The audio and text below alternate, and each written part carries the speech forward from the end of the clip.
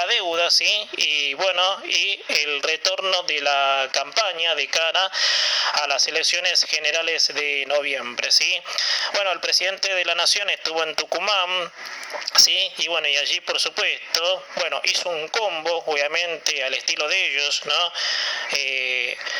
De manipulación, ¿sí? A distintos temas que aquejan, ¿sí? Y uno de esos temas, por supuesto, sin lugar a dudas, es la deuda, ¿no? El presidente manifiesta de que no tiene que existir, ¿sí? Y ahora te voy a decir textualmente, ¿sí? Sobre en qué consistió este discurso amarillo, veleta, ¿sí? Como lo hacen todos ellos, por supuesto. En qué consistió, por supuesto, ¿sí? De que Fernández, el presidente, haya dicho, ¿sí? A la deuda no, en frases, digamos, totalmente paradójicas a las políticas, por supuesto, que ellos llevan para adelante. Bueno, gente, pero a ver, ¿no? Porque todo tiene un comienzo. Todo en Argentina, sí, que se transforma en cotidianidad, sí, tiene un comienzo. Y las cosas pueden ser para bien o pueden ser para mal, si nos ponemos a pensar. La deuda la generaron ustedes, señor presidente.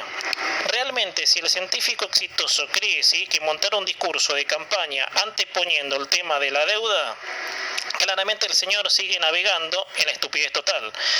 Por eso, gente, yo cuando muchas veces digo en estos comentarios, ¿no? De que hay que activar la memoria en este país, hay que hacerlo, ¿sí? Para que de esa forma este tipo no tenga el tupé de mencionar la deuda como un mal al que a ellos, ¿no? Los del Frente de Todos, los agarró, ¿sí? Porque no es así.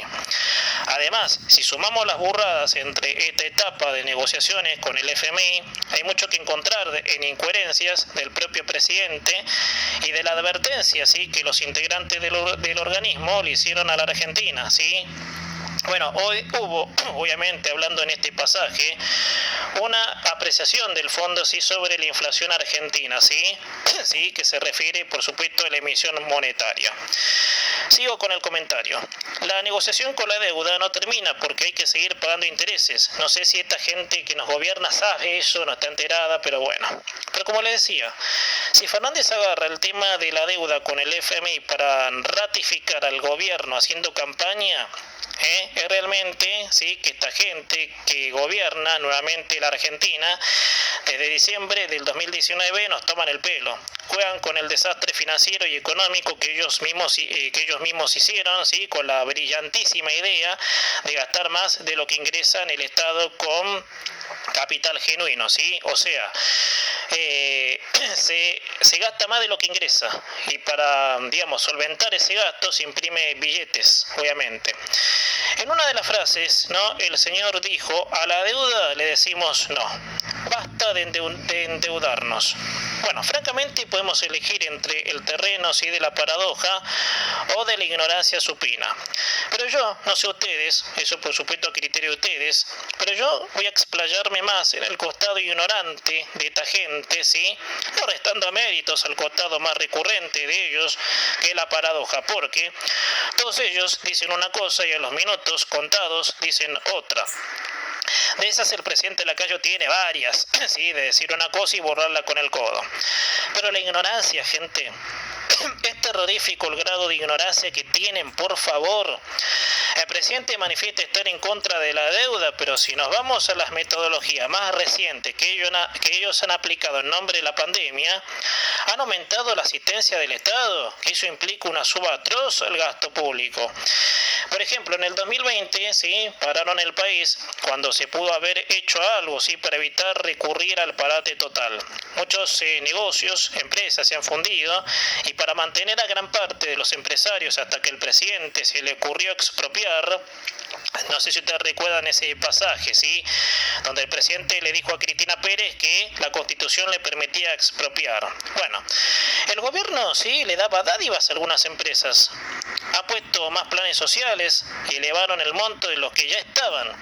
Entonces pregunto, ¿cómo se puede evitar no tomar deuda cuando el estatismo sí sobrepasó el monto del gasto público a la generación de capital genuino? Es imposible.